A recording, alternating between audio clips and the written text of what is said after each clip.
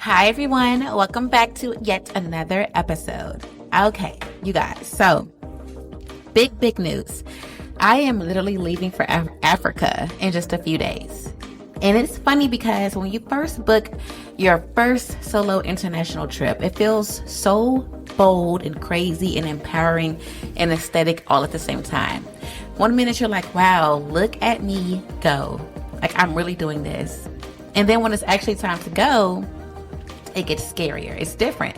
I have been packing, repacking, checking my reservations 5 times, looking at the weather consistently, talking logistics through with everyone, safety through with everyone, mentally preparing for the flight.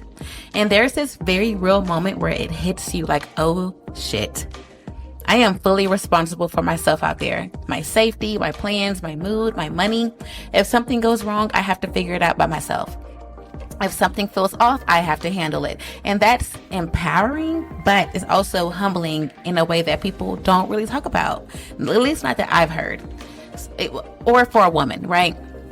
For men, it's different. Solo travel isn't just, the cute little airport outfits and content. Although I will be definitely wearing a cute outfit and making lots of content. But it's more of a mental shift.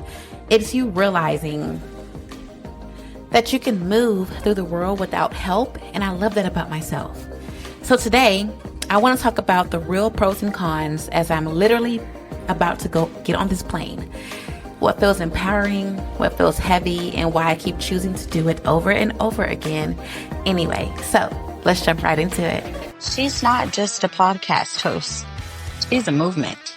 Manda Lea is teaching people how to break cycles and build real wealth, mentally, financially, and spiritually. People all over the world are waking up to her message. Wired to be Rich isn't just a podcast, it's a mindset shift. She makes you believe again in yourself, in your power, and your ability to actually have the life you always known was meant for you. Hi, everyone. I'm Manda Lea, entrepreneur, speaker, and founder of Balance and Destiny, and this is Wired to be Rich. What solo travel really does, you guys, is that it strips you of context. At home, you exist inside of a structure, right? The people know you. They expect certain things and behaviors from you. You respond in familiar patterns without even realizing it. But when you go somewhere alone, especially somewhere far, and especially in a place where English is not a well-known language, like where I'm going, all of that disappears. Nobody knows your history. No one knows who you are. No one knows your habits. No one knows who you've been. You're not performing for anybody. You're not adjusting your tone. You're not subconsciously reacting to someone else's energy because you can pick it up off pattern recognition. It's just you making decisions in real time. And with that, you start to notice your instincts more clearly, like what you gravitate towards, for instance, or what you avoid, or how quickly you decide on things, how you handle uncertainty. You realize how much of your identity is at home, or how much of your identity at home is reinforced by your environment, right? So when that environment changes, you get to see what's actually you. You get to see who you really are. And that feeling doesn't stay in that country. It comes back with you too. Because when you walk through unfamiliar streets alone and handled yourself well, you adapted to the new culture and experiences, you stop playing small in rooms that used to intimidate you. When you've trusted your gut in a foreign place, you start trusting it in conversations, negotiations, relationships, because you learn that you can go anywhere and figure it out. And once you feel that in your body, you don't just unfeel it when the vacation is over, right? But you know what? Let's talk about a con, though. A con to solo traveling. The mental load of always having to be aware, alert, and responsible. When you travel alone, you don't get to be dumb, right? Especially as a woman, sometimes, when you're traveling with a significant other, you kind of let your hair down a little bit. Or when you're traveling with a group of friends, the mental load is, shared amongst each other, or with your parents. You can't drift through the day the way that you might at home. You can't be distracted scrolling on your phone while you're walking because you don't even know where you are, let alone where you're going. You can't assume someone else is paying attention. Your brain is on, you guys, the entire time. You're holding your passport a little bit tighter. You're aware of who's standing a little bit too close to you. You're checking that your bag is zipped and extra zipped. You're remembering where you put your card. You're mentally mapping exits without even trying to. There's no, you take this one. There's no splitting the mental load, like I said earlier. If the train schedule changes, guess what? You have to figure it out. If the taxi driver switches routes on you last minute, you have to clock it. You have to clock it fast. If I feel off about a street, I have to trust myself to turn around. If I get tired, I still have to think clearly. Nobody's scanning the room for me. Nobody is triple checking directions. It's all me. And I love being capable. I love knowing that I can handle myself. But sometimes I'm like, wow, I am the adult right now because there is no autopilot. There is no coasting.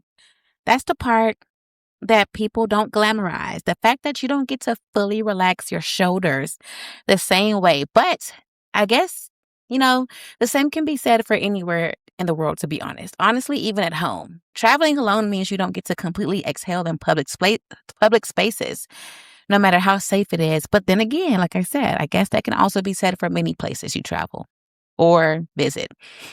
The new coffee shop. I don't know.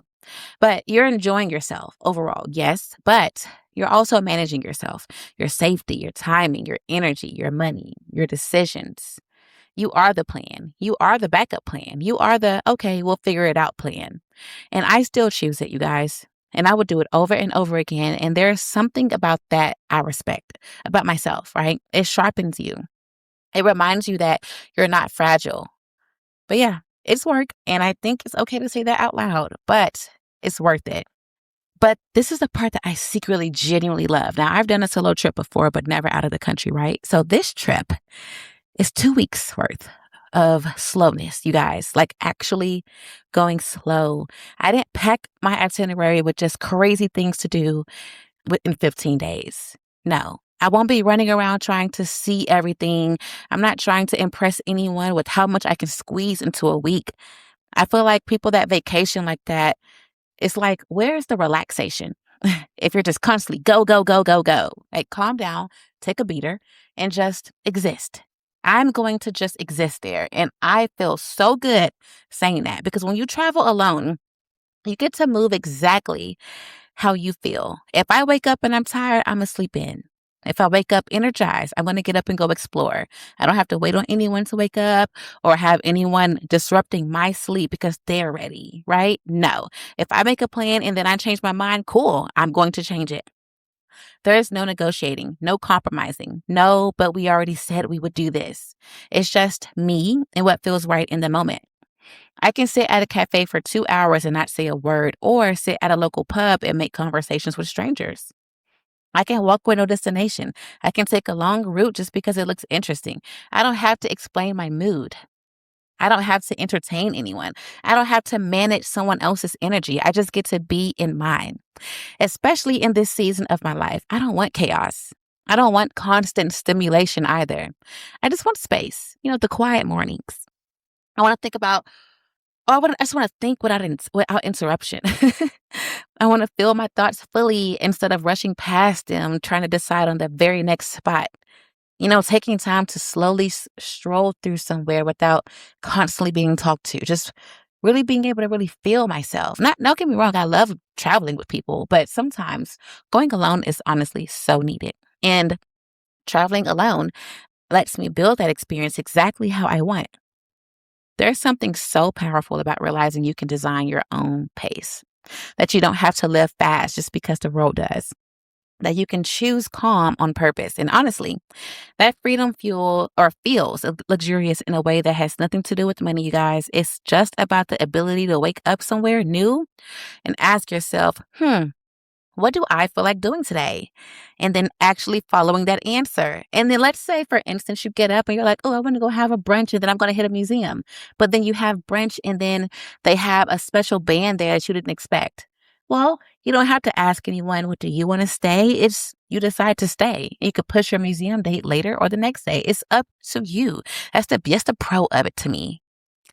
Now, I want to switch a couple gears here, you guys, because I want to talk about what's actually in my suitcase because I may have done a lot, you guys. Like, I'm not even joking. And I'm still packing. I'm trying to organize my suitcases because I'm like, oh my gosh, I packed so much. So, first of all, the mosquito repellent situation, out of control. Completely. I spent hundreds of dollars on mosquito repellent, you guys. I don't know what I was thinking, but you guys, I packed enough bug sprays for a small village. I got the sprays, the wipes, the strong ones, the natural ones, the backup of the strong ones. I bought this thermocell and backups of the thermocell, bracelets, like mosquito repellent bracelets. I mean, I hate mosquitoes, you guys, okay? I do not like to be itching and stressed out on vacation. Absolutely not. I just don't. And then the clothes. Oh my gosh, you not even get me started on the clothes. I bought so many clothes, purses, and shoes. I did that little shopping haul on my socials that some of y'all saw, and it went crazy a little bit. Well, with the views at least. And when I tell you I bought so many outfits, it's actually insane. Dresses, sets, little effortless daytime looks that are not actually effortless because I thought about them way too much. If you haven't checked it out, go on my socials. It's on my Instagram, my TikTok, I believe my Facebook also. I got new purses, like I said, new shoes. I got a whole bunch of new jewelry. I overdid it, you guys, fully. And I am not ashamed by that because I love to treat myself. I work hard. Yes. I work very hard, and that's part of it. But honestly, I also just like nice things. I like feeling cute. I like stepping off of a plane knowing that I look good. I don't need a deep justification for that. It's just fun. This is my life, and I'm allowed to romanticize it as much or as little as I want. I also pack some of my life straws, so those little straws that you drink out of, because it's a filter water, because I am not playing about my stomach. I want adventure, not illness. So we're being cute and prepared, okay? And I bought a book. It's called A Little Life, and apparently it's really good. I read that this book has so many great reviews, like life-changing good, but there's this guy in my apartment complex who told me that he hated it and that it was depressing and dramatic. He said he was not a fan. So now I'm curious. I can't wait to get through the book to see who's right. I told him I'll let him know, but the book is pretty hefty. It's a pretty thick book. And I want to know who's right, me or him and his negativity. We're going to find out. But, at the end of the day, you guys, I keep choosing to travel alone because of who it turns me into. Just not in a, not that I get just brand new personality unlocked, right? It's more just like a evolution of myself. It sharpens me. It forces me to pay attention. It makes me more decisive. It makes me more aware of my instincts. And it reminds me that I don't actually need a buffer between me and the world. There's something about landing somewhere unfamiliar and realizing I'm good.